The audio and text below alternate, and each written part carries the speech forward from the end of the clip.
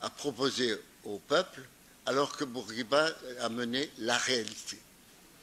Il s'adaptait à chaque fois à la réalité. Son pragmatisme, que d'aucuns ont rendu une théorie très importante, c'était le seul fait d'admettre qu'il fallait faire ceci ou cela. Par exemple, au lendemain de l'indépendance, Bourguiba veut créer un État démocratique, un peu comme la France. Bourguiba, à ce moment-là, il avait des idées genre Troisième République. Et il y a le conflit avec Ben Youssef, il se croit en danger, il crée un État autoritaire. Ensuite, pendant la première période, il dit l'économie, c'est pas mon problème. Je ne m'occupe pas d'économie, donc il laisse faire.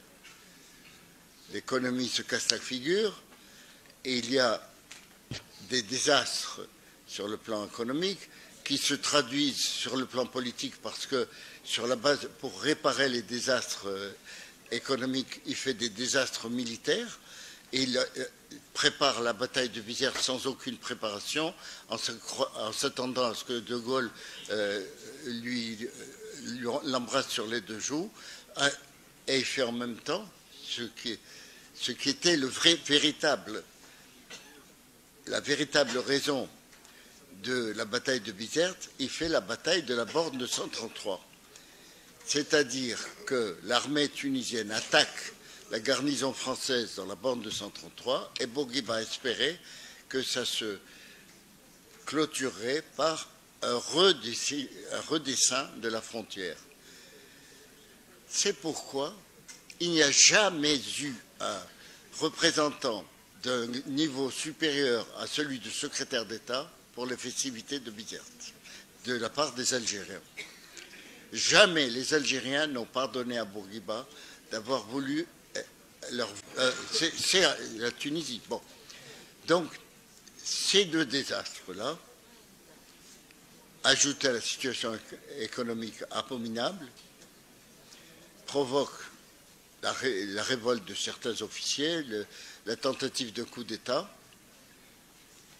Bourguiba est amené à changer de politique.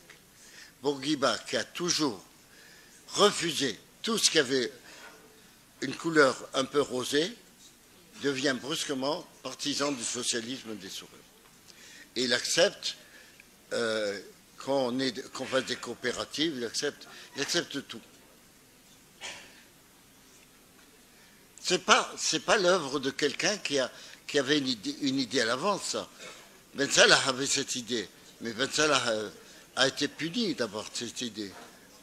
Donc, Bourguiba s'adapte à la situation.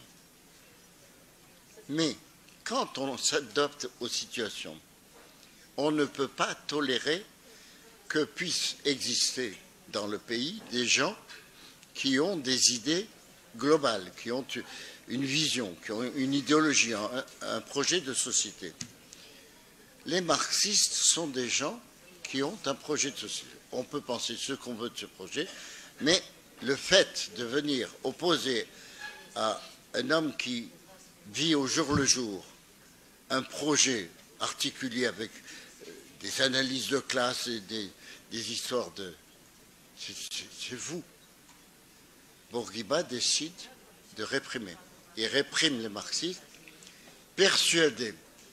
Je ne sais pas si vous vous rendez compte de jusqu'où va son hostilité à l'idéologie, enfin à l'existence de quelqu'un. En 1981, il dit encore que les gens de perspective voulaient prendre son fauteuil. Ça se joue à ce niveau.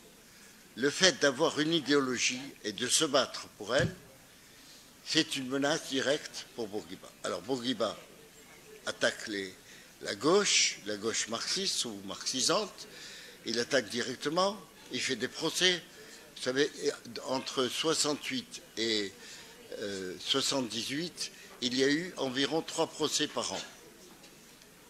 Des années, il y en avait que 2 ou 1, et des années, il y en avait 4.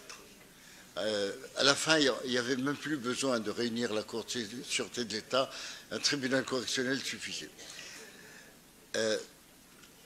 Et puis, ça n'était pas assez. Alors donc, on attaquait les marxistes avec la milice essourienne. Et puis, c'était pas assez, parce que la milice essourienne, ça se voyait, c'était pas des étudiants, les gens, c'était plutôt des étudiants. Donc, on a utilisé les étudiants islamiques comme force de frappe contre les étudiants marxistes, en croyant qu'on allait pouvoir continuer à les diriger, à les maintenir.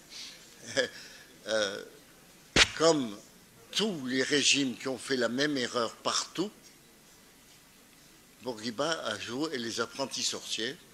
Il a laissé se développer un mouvement qui allait être un mouvement idéologique, qui allait le menacer dans sa suprématie. Gilbert, nous avons encore 5 minutes, on va perdre l'antenne. On va perdre l'antenne. J'ai pas plus de 5 minutes. Et à ce moment-là, il a déclenché une répression contre les islamistes. Par la suite, Ben Ali n'avait plus besoin d'un parti politique. Déjà, avant la chute de Bourguiba, le parti était en train de se transformer. Le dernier congrès du PSD a été le dernier congrès où il y avait des tendances différentes. Et ça s'est mal terminé. Et Bourguiba leur a dit, puisque vous n'êtes pas capable d'assurer la démocratie au sein du parti, nous allons faire la démocratie dans le pays. Et il a autorisé le MDS et le Parti communiste. Erreur fatale. Ce jour-là, Bourguiba a signé son arrêt de mort. À partir de là, le PSD, le Destour, a décidé le départ de Bourguiba et avait déjà choisi, je pense en novembre 81, il avait déjà choisi le remplaçant et la tactique qui allait mener à son remplacement. Vous savez. Bon, mais à partir de là, le parti n'est plus un parti politique. On ne discute plus des orientations. Il n'y a pas eu des tendances qui s'opposent, des représentants de telle région, des représentants de tel corps et de telle corporation. Il n'y a plus que des gens qui vont exécuter. Ces gens qui vont exécuter, l'État ne peut pas les payer tous. L'État a besoin de beaucoup de gens pour encadrer la population, pour faire parvenir ces directives et surtout pour surveiller tout le monde. Ne pouvant pas les payer, il les laisse racketter le peuple. Le parti se transforme en association de malfaiteurs. Et cette transformation, bizarrement, n'a pas été comprise par les partis traditionnels après la Révolution, puisque tous les partis politiques autorisés ont eu de très sérieuses réticences quant à l'interdiction du RCD, alors que les jeunes qui se sont levés pendant la Révolution ne se sont pas trompés. Ils ont brûlé indifféremment les cellules destouriennes, les sièges des comités de coordination, les gouvernorats, les délégations, les postes de police. Pour eux, l'État, c'était le PSD et les organismes de l'État. Bon, mais ce n'était pas la première fois que les jeunes sont en avance sur les partis politiques et je crois que ce n'est pas la dernière fois. Donc, tu me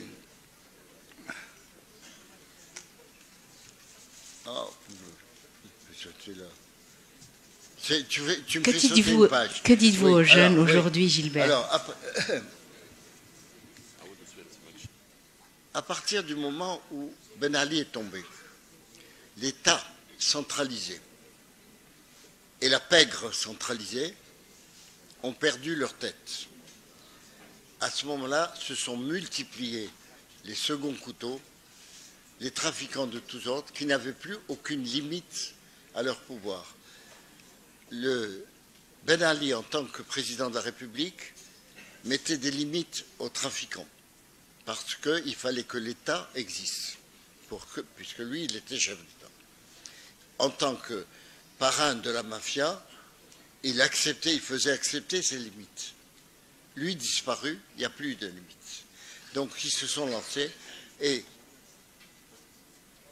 jusqu'à présent, jusqu'à aujourd'hui, on n'a pas vu de véritables opérations contre les trafiquants et les contrebandiers. On espère que ça va venir un jour, mais ça va venir forcément, parce que si ça ne vient pas pacifiquement, par les organismes qui doivent le faire, ça finira par venir d'une autre manière. La révolution existe toujours, elle est vivante. Dans cette lutte pour qu'elle vive, il y a différents éléments, les révolutionnaires, les gens honnêtes, les gens qui voudraient un état de droit, mais qui ne voient pas encore très bien comment. Et il y a aussi la justice transitionnelle, qui est un élément fondamental de la révolution. Qu'on ne se trompe pas. Le problème de la justice traditionnelle, ce n'est pas seulement le problème de l'instance vérité et dignité. Mais cette instance joue un rôle énorme dans ce processus, non pas parce que ce sont des gens intelligents et volontaires et tout, mais parce qu'ils sont dans une institution qui a sa propre dynamique et que cette institution, comme un train, une fois lancé sur ses rails, plus rien ne peut l'arrêter. Et cette institution, attaquée, insultée, non pas directement, parce que personne n'ose insulter directement la révolution, mais indirectement, cette institution a réussi à ramasser 64 000 dossiers sur les violations des droits de l'homme. Peut-être que si les obstacles continuent, peut-être qu'ils réussiront à empêcher que l'autre partie du travail de l'IVD soit fait complètement. Peut-être. Mais déjà aujourd'hui, ils n'ont pas pu empêcher l'instance de participer d'une façon radicale et fondamentale à la chose la plus importante pour la révolution, l'établissement de la vérité. L'établissement de la vérité, maintenant, est très difficile de dire que ce n'est pas fait. Et la vérité, quoi qu'on fasse, est révolutionnaire. Merci d'avoir réussi à le faire. Merci beaucoup Gilbert. Merci pour ta patience et ألف شكر للجميع. غدا الساعة 8:30 باش تكون عنا موعد ثاني على